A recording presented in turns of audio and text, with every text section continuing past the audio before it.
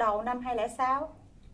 Mình không biết là mình bệnh khi mình đi sinh đó là ở nhà chở đi sinh đó, là chở vô bệnh viện nhân dân Gia Định, xong rồi ở đó mới xét nghiệm cho mình. Nhưng mà họ không nói với mình là mình nhiễm HIV.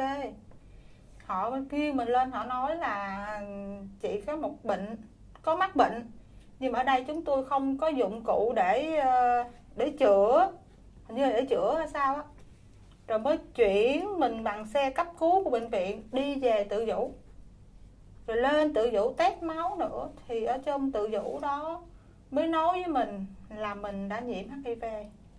Lúc đó mình tinh thần mình không có, mình không hiểu là người ta nói làm sao.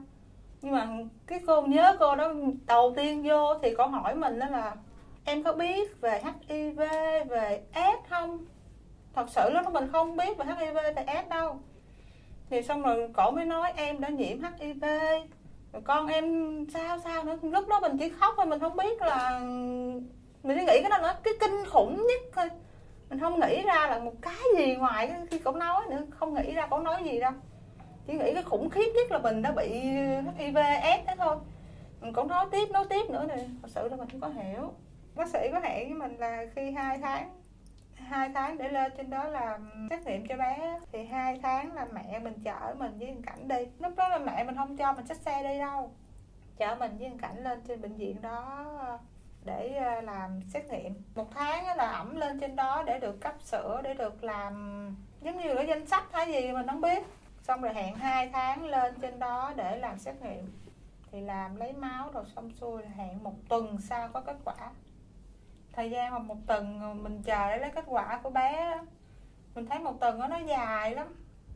Mình trong mà mình hy vọng lắm, hy vọng là cháu đừng có bệnh.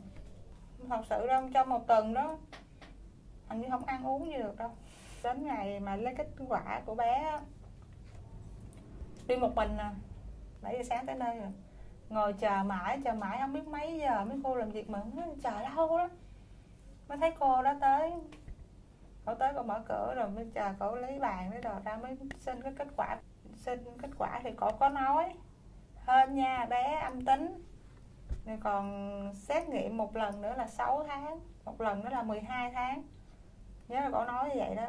Rồi còn hình như là tất cả là 4 lần, là lần 18 tháng nữa đó. Lần 2 tháng này là bé âm tính, như chắc chắn lần 2 tháng này là lần chắc chắn nhất.